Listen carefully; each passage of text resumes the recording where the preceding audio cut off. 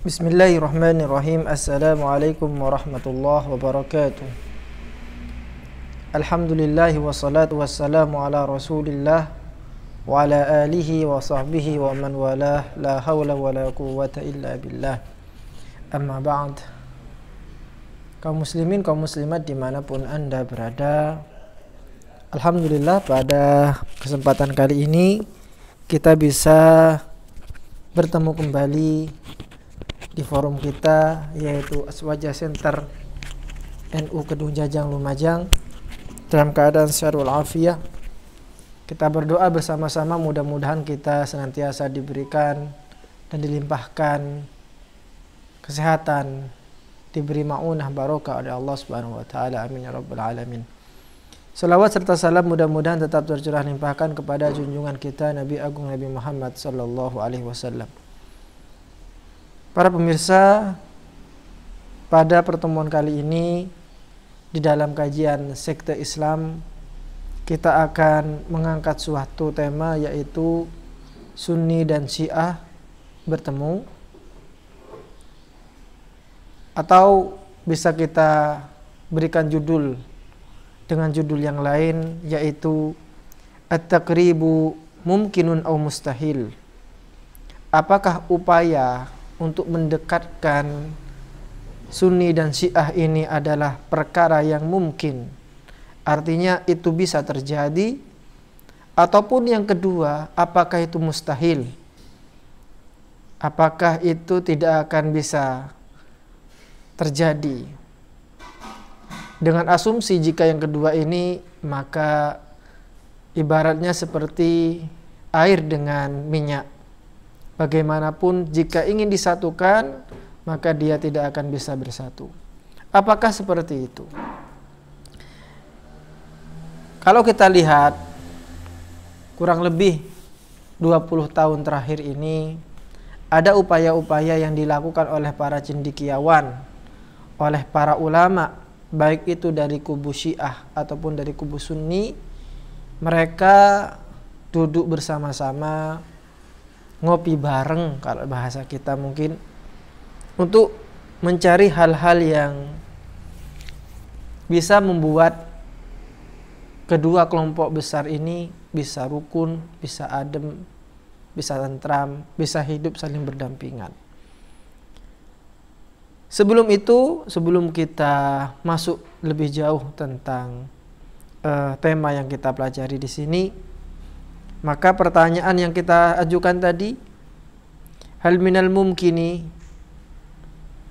at-taqrib baina ahli sunnati wa syi'ati, apakah mungkin antara Sunni dengan Syiah ini bisa didekatkan?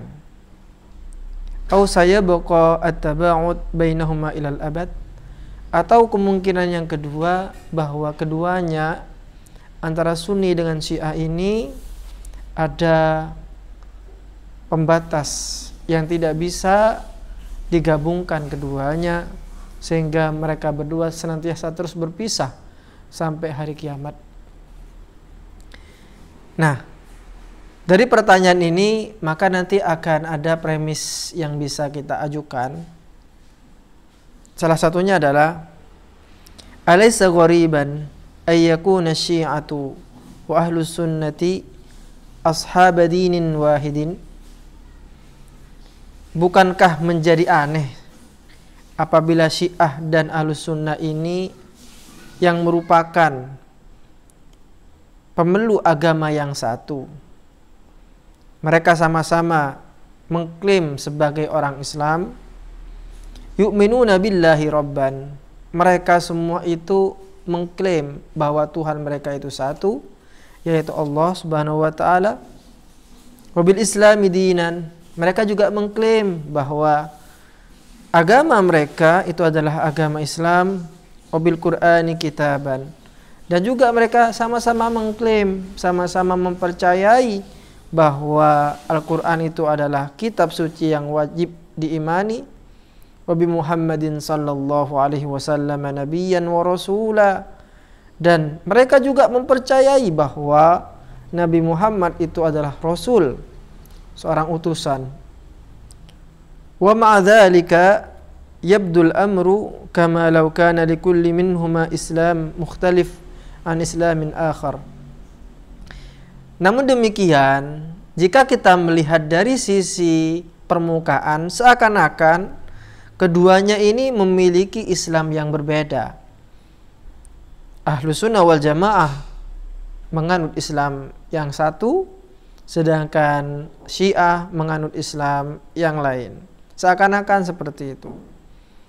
Nah, dari latar belakang inilah maka kemudian ada usaha-usaha yang dilakukan oleh para ulama seperti yang kita katakan di awal, yaitu dialog antara Sunni dengan Syiah.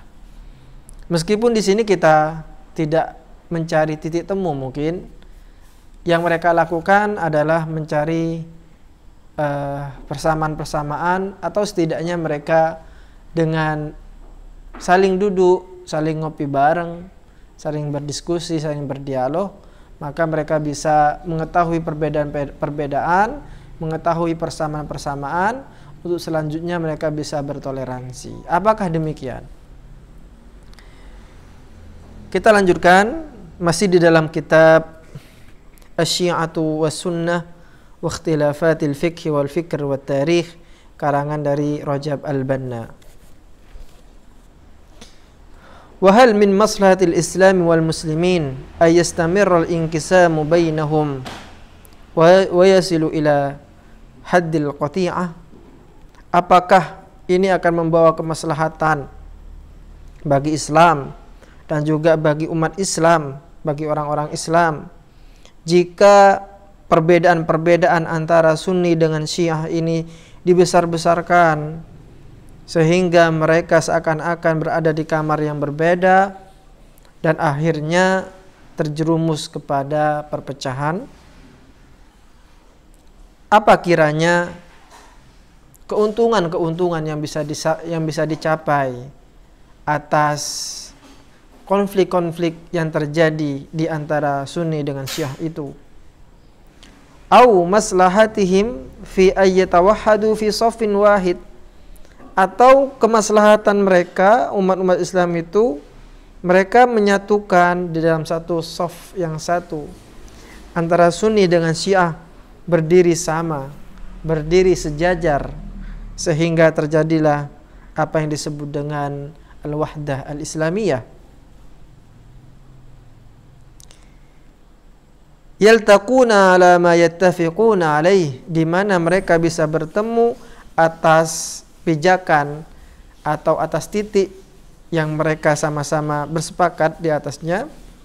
Wa yatrukuna ma yakhtalifuna alaihi liz-zaman walil hiwar, serta mereka meninggalkan apa-apa yang menjadi perbedaan yang sangat orisinil, yang sangat fundamental antara Sunni dengan Syiah, kemudian ditinggalkan, dibiarkan untuk waktu, untuk zaman, dan untuk hanya sebagai kajian saja, untuk sebagai hiwar, sebagai dialog.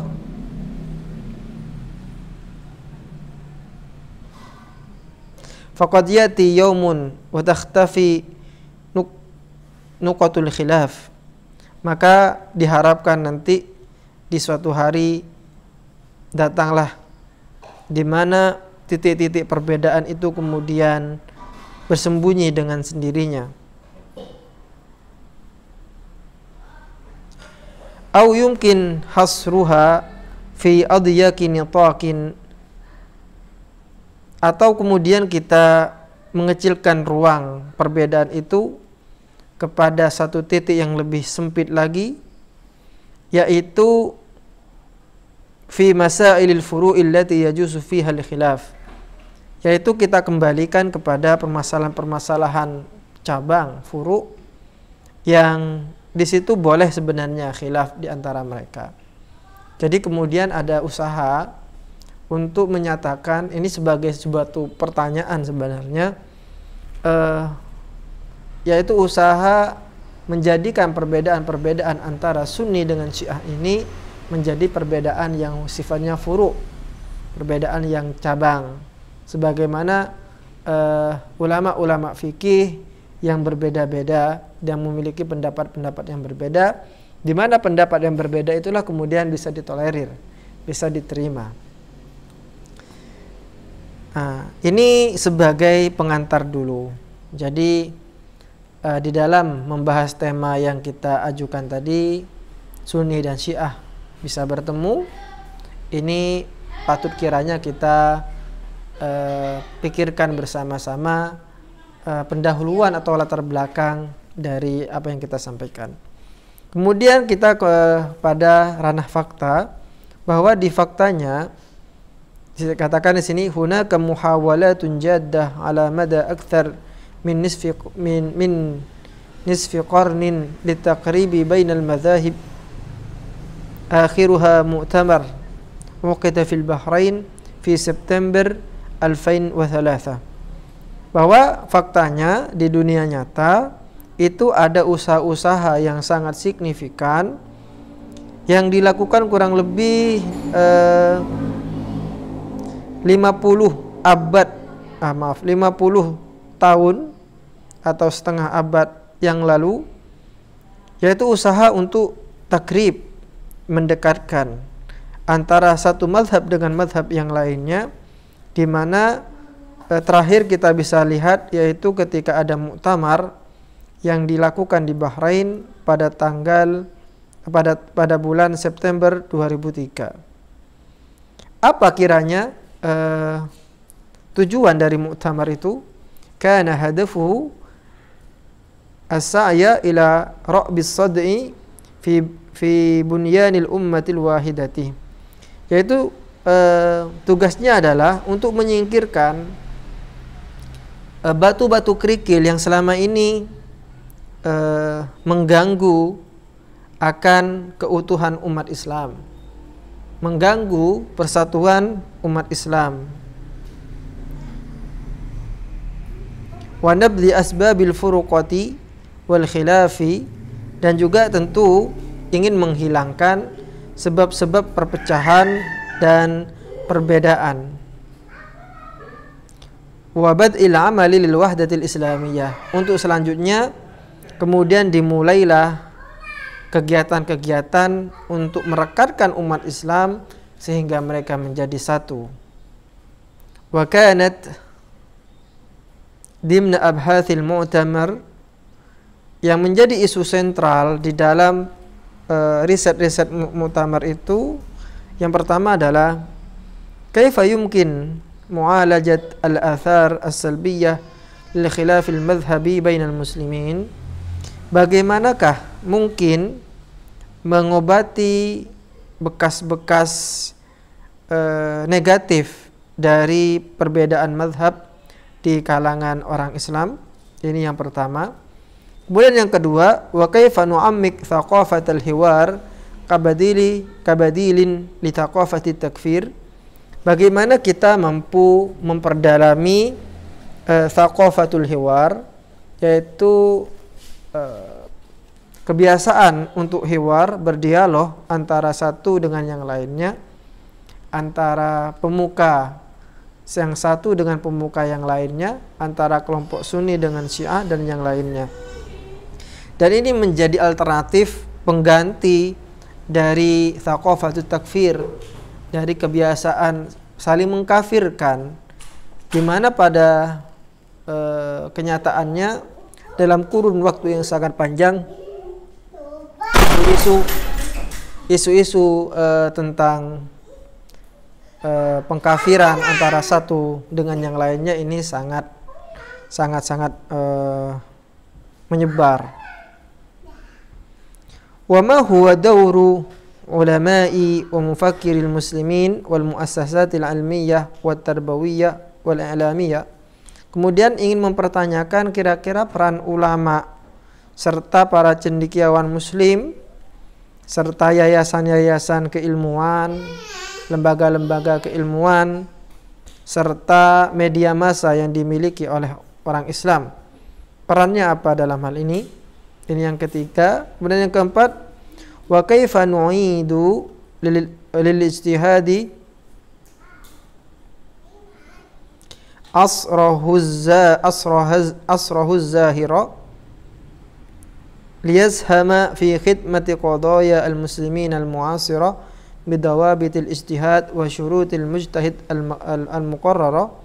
Kemudian bagaimanakah kita di dalam mengembalikan semangat ijtihad, yaitu kepada masa keemasannya, di mana masa ini kemudian memberikan sumbangsih yang sangat besar di dalam berkhidmah kepada problematika umat Islam di masa kontemporer ini, tentu dengan syarat-syarat ijtihad yang sangat ketat, dan bisa mengembalikan itu di zaman saat ini seperti pada masa-masa kegemilangan zaman dahulu.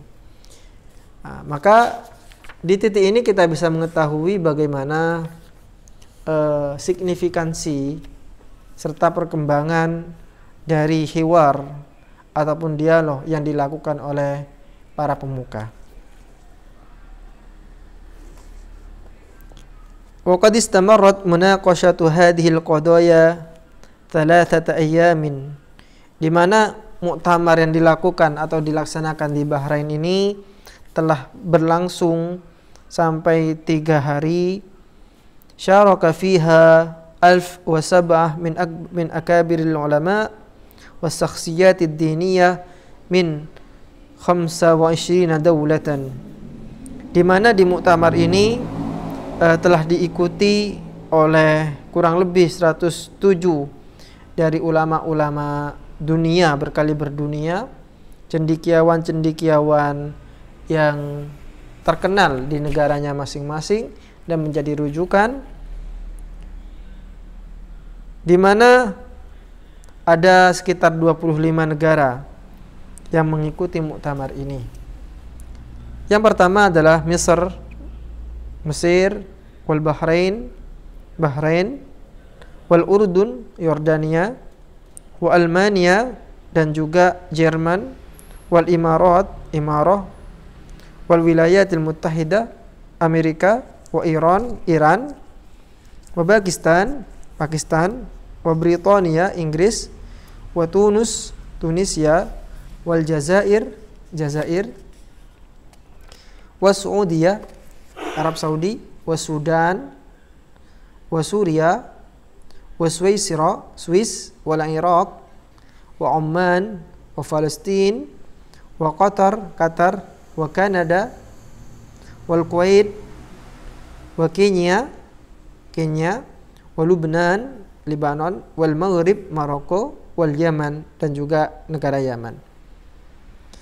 Wa mimma syaraku fi hadzal mu'tamar al-kabir min Misr, yang mengikuti muktamar ini dari ulama-ulama Mesir, salah satunya adalah Fadilatul Imamul Akbar Ad-Doktor Muhammad Sayyid Tantawi Syekhul Azhar,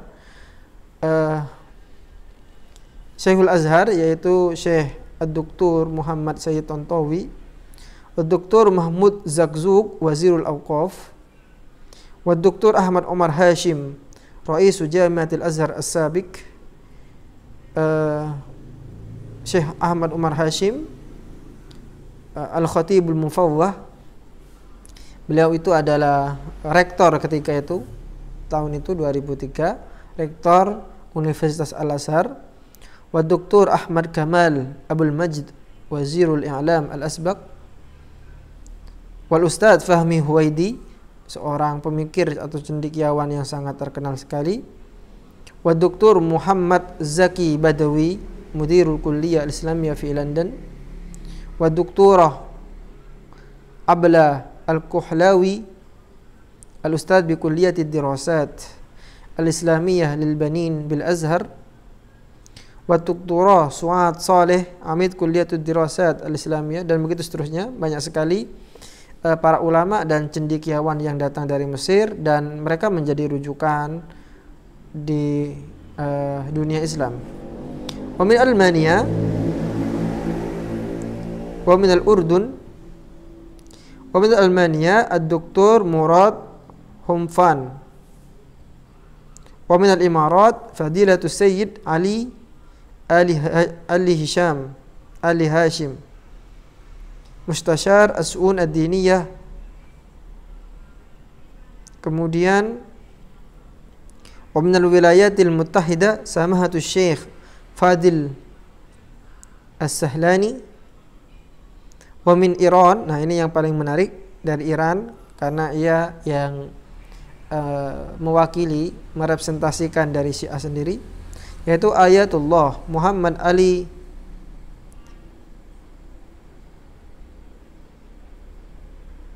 Al-Aminul Am li Majma'il Alami Litakrib Bainal Madhahib Al-Islamiyah. Beliau itu adalah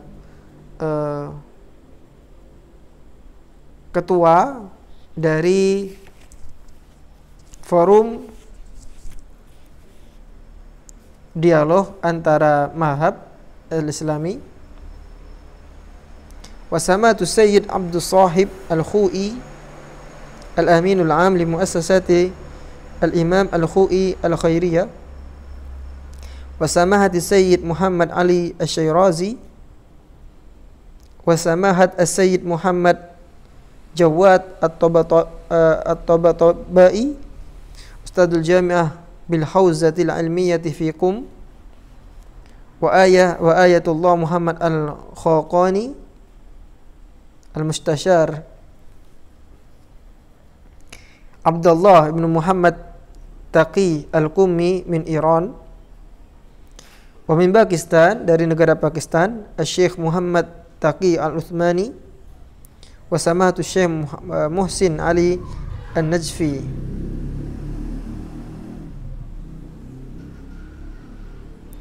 Asma wa syakhsiyat kabirah ukhra min ahli sunnati wa syi'ati tajamma'at littabahuthi kaifa yaltaqi al-fariqan ala ma yattafiqani alaihi lil bina'i ala niqatil ittifaq. Jadi intinya bahwa